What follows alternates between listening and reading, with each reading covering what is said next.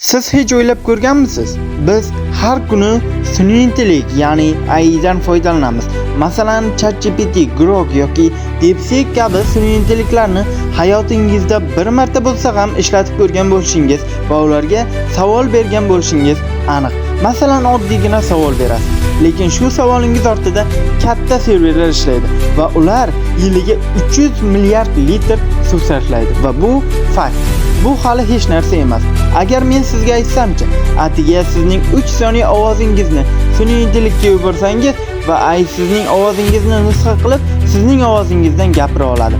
E'tibor bo'lgan bo'lsangiz, 2025 va 2026-yillarda sun'iy intellekt orqali tayyorlangan, odamlarning yuzidan va ovozidan foydalangan holda tayyorlangan ko'plab sun'iy videolar tarqalib ketdi va bu ko'pincha odamlarni aldash va firibgarlik yo'lida keng tarqaldi va ommalashib ketdi.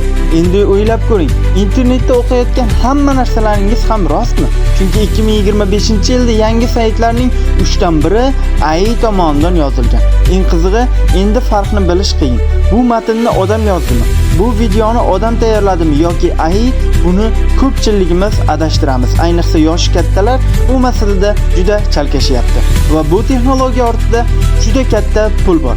AI bozori allaqachon 750 milliard dollardan oshgan. Bu Elon Musk boyligidan ham kamroq hisoblanadi. Lekin gap faqat pulda emas. Bugun AI ba'zi kasalliklarni shifokordan da tezroq aniqlay oladi.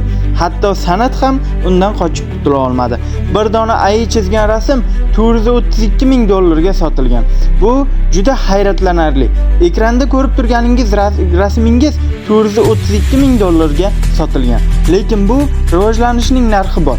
2030-yilgacha data markazlari 945 terabayt energiya ishlatadi. Shuning uchun ham ko'p olimlar xavotirda. Chunki eng qo'rqinchlisi hali oldinda.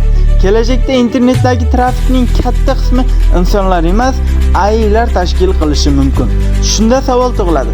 Siz internetdan foydalanyapsizmi yoki internet sizni boshqaryaptimi? Siz bilan boshidan kanali bo'ldi. Kanalga obuna bo'lishni, videoga like bosishni va fikrlaringizni izohlarga yozishni unutmang.